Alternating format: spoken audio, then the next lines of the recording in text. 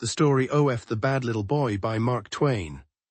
Adapted and modified by Kulwant Singh Sandhu.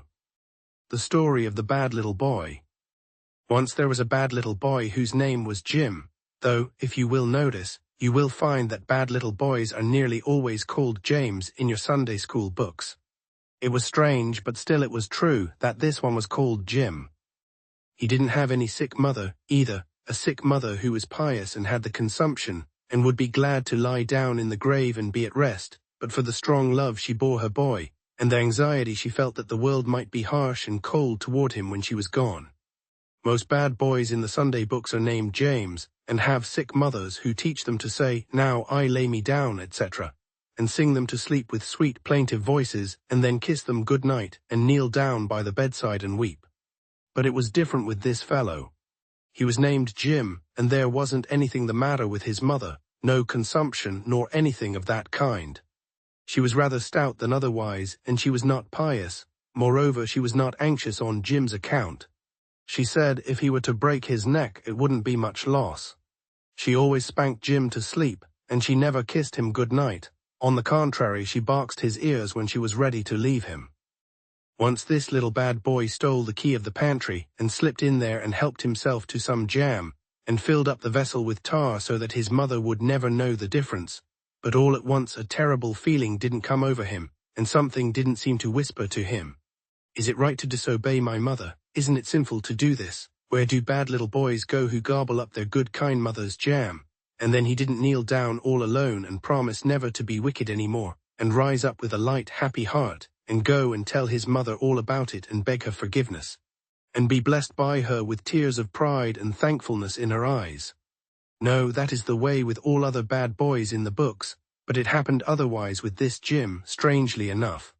He ate that jam and said it was bully in his sinful, vulgar way, and he put in the tar and said that was bully also and laughed, and observed that the old woman would get up and snort when she found it out. And when she did find it out, he denied knowing anything about it, and she whipped him severely, and he did the crying himself. Everything about this boy was curious. Everything turned out differently with him, from the way it does to the bad Jameses in the books. Once he climbed up in Farmer Acorn's apple tree to steal apples, and the limb didn't break, and he didn't fall and break his arm, and get torn by the farmer's great dog, and then languish on a sick bed for weeks, and repent and become good. Oh. No, he stole as many apples as he wanted and came down all right, and he was all ready for the dog too, and knocked him endways with a brick when he came to tear him. It was very strange, nothing like it ever happened in those mild little books with marbled backs, and with pictures in them of men with swallow-tailed coats and bell-crowned hats, and pantaloons that are short in the legs, and women with the waists of their dresses under their arms and no hoops on. Nothing like it in any of the Sunday school books. Once he stole the teacher's penknife, and when he was afraid it would be found out and he would get whipped, he slipped it into George Wilson's cap, poor widow Wilson's son, the moral boy, the good little boy of the village who always obeyed his mother, and never told an untruth and was fond of his lessons and infatuated with Sunday school. And when the knife dropped from the cap, and poor George hung his head and blushed as if in conscious guilt, and the grieved teacher charged the theft upon him, and was just in the very act of bringing the switch down upon his trembling shoulders, a white-haired improbable justice of the peace did not suddenly appear in their midst, and strike an attitude and say, "Spare this noble boy, there stands the cowering culprit. I was passing the school door at recess, and unseen myself, I saw the theft committed." And then Jim didn't get whaled, and the venerable justice didn't read the tearful school a homily, and take George by the hand and say such a boy deserved to be exalted, and then tell him to come and make his home with him and sweep out the office and make fires and run errands and chop wood and study law and help his wife do household labors and have all the balance of the time to play and get 40 cents a month and be happy. No, it would have happened that way in the books, but it didn't happen that way to Jim. No meddling old clam of a justice dropped in to make trouble, and so the model boy George got thrashed, and Jim was glad of it. Because you know Jim hated moral boys. Jim said he was down on the milksops. Such was the coarse language of this bad, neglected boy. But the strangest thing that ever happened to Jim was the time he went boating on Sunday and didn't get drowned, and that other time that he got caught out in the storm when he was fishing on Sunday and didn't get struck by lightning. Why, you might look and look and look all through the Sunday school books from now till next Christmas, and you would never come across anything like this. Oh no, you would find that all the bad boys who go boating on Sunday invariably get drowned, and all the bad boys who get caught out in storms, when they are fishing on Sunday, infallibly get struck by lightning. Boats with bad boys in them are always upset on Sunday, and it always storms when bad boys go fishing on the Sabbath. How this Jim ever escaped is a mystery to me. This Jim bore a charmed life, that must have been the way of it. Nothing could hurt him.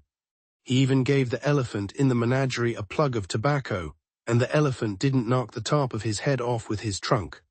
He browsed around the cupboard after essence of peppermint, and didn't make a mistake and drink aquafortis. He stole his father's gun and went hunting on the Sabbath, and didn't shoot 3 or 4 of his fingers off. He struck his little sister on the temple with his fist when he was angry, and she didn't linger in pain through long summer days, and die with sweet words of forgiveness upon her lips that redoubled the anguish of his breaking heart. No, she got over it. He ran off and went to sea at last, and didn't come back and find himself sad and alone in the world, his loved ones sleeping in the quiet churchyard, and the vine-embowered home of his boyhood tumbled down and gone to decay. Ah! No, he came home as drunk as a piper, and got into the station house the first thing. And he grew up and married and raised a large family, and brained them all with an axe one night, and got wealthy by all manner of cheating and rascality, and now he is the infernalist wickedest scoundrel in his native village, and is universally respected and belongs to the legislature. So you see there never was a bad James in the Sunday school books that had such a streak of luck as this sinful Jim with the charmed life. The Story of the Bad Little Boy, version 2. Once there was a bad little boy named Jim. In Sunday school books, bad boys are usually called James, but this boy was Jim. That was strange. In those books, bad boys named James have sick mothers who are kind and religious. These mothers teach their sons to pray and sing them to sleep. They worry about their boys and cry for them. But Jim's mother was different. She was healthy, not sick. She wasn't religious and she didn't worry about Jim. She said if Jim got hurt, it wouldn't matter much. She didn't kiss him good night. Instead, she hit him before bed. One day, Jim stole the key to the pantry.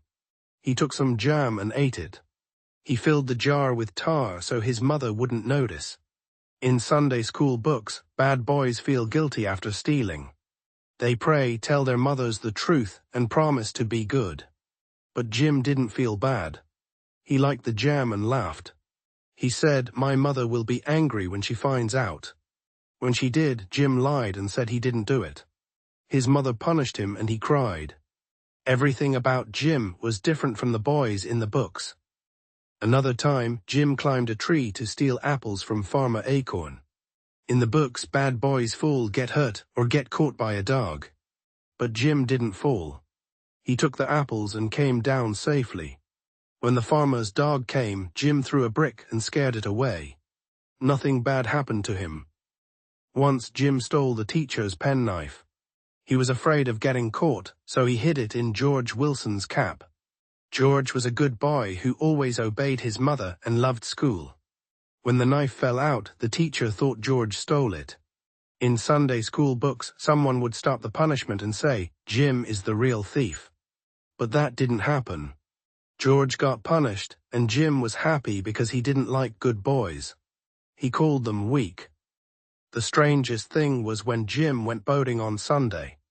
In the books, bad boys who break Sunday rules drown. But Jim didn't drown. Another time he went fishing on Sunday and got caught in a storm. In the books, lightning strikes bad boys. But Jim was fine. How did he escape? It's a mystery.